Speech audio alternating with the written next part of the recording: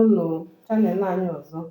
Ụbọchị taa bụ ụbọchị ezumike, a na-akpọ ya Satọde n'asụsụ oyibo. Taa ihe anyị na-eme n'ụlọ taa bụ nzacha na mkpocha. So anyị ga-asa ebe a na-asa ahụ taa. Ọ bụ mụ na Nwada Vivian. Hello.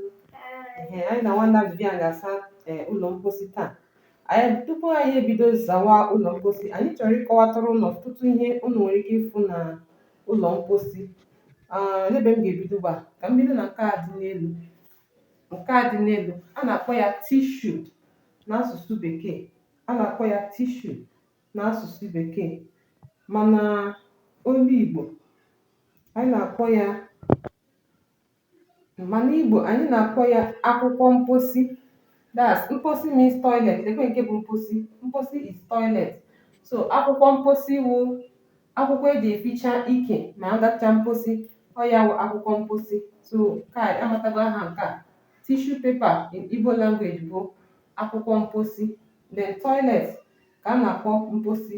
Ile mposi a, ọ dị inyi, meaning it is dirty. Ọ dị inyi, it is dirty.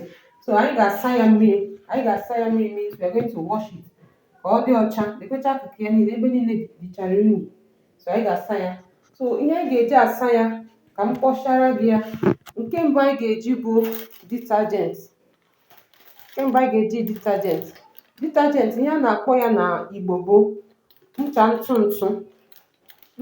ntụ, meaning powdered soap. That's detergent, ncha ntụ ntụ. Then anyị ga-eji ihe a na-akpọ hypo. Hypo is a germ killer. So germ killer ihe anyị ga-akpọ ya n'Igbo bụ ogbu nje. Nje is germs, ogbu nje, germ killer. So anyị ebugolo ụzọ were ncha ntụ ntụ anyị na ogbu nje wunye n'ime mmiri a. Ya ka anyị ga-eji sachaa ụlọ mposi a. Na mbụ n'oge gara aga, anyị na-enwe ụlọ mposi iche bịa nwee ụlọ a na-asa ahụ iche.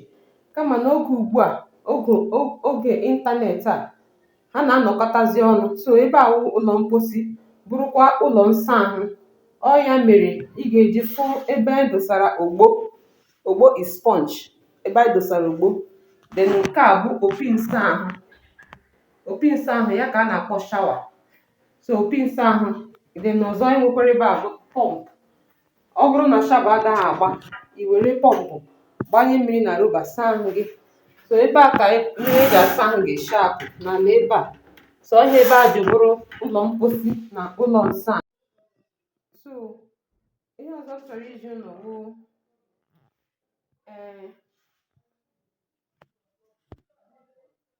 ihe ọzọ m sị ka m jikwa ụlọ bụ ọkụ nsacha. That's sink. Ebe a na-asa aka ma ọ wụsị ịgacha mposi, ya ka a na-akpọ sink. Then ihe awa ọgba iji tichaa toothbrush. Toothbrush n'asụsụ bekee bụ atụ bekee. This is toothbrush. Atụ is chewing stick in Igbo language. So atụ bekee is Oyibo's chewing stick, which is toothbrush. So nke a bụ atụ bekee. Then toothpaste. Toothpaste in Igbo language. This is ncha eze. Ncha is soap. Ncha eze, soap used for teeth. That is ncha eze. So that is toothpaste. Then here also we have shaving stick. Shaving stick in Igbo language is agaba, or you can still use it for razor, so easy to shave. So these are the few items. Then we have brush. We have ncha, which is soap. Ncha eja sang. So these are the items we are seeing in the toilet and in the bathroom. So ugbu a Nwada Vivian ga-ebido ka ọ sachasịwa ala. Were brush ahụ wụsatụ mmiri n'ala, pour some water on the floor and start scrubbing. Okay. Were bela na sawa. Sajima ya ọfụma ka ọ dị ọcha nke ọma. Ukwu oge ala. Sawa ya ọfụma. Onye kwesịrị ime dịka nwaanyị. Ụbọchị ọbụla bụ ụbọchị ezumike. Were ụbọchị ahụ mee ka ụlọ na ebe niile ịnọ gburugburu niile dị ọcha. Jisie ike.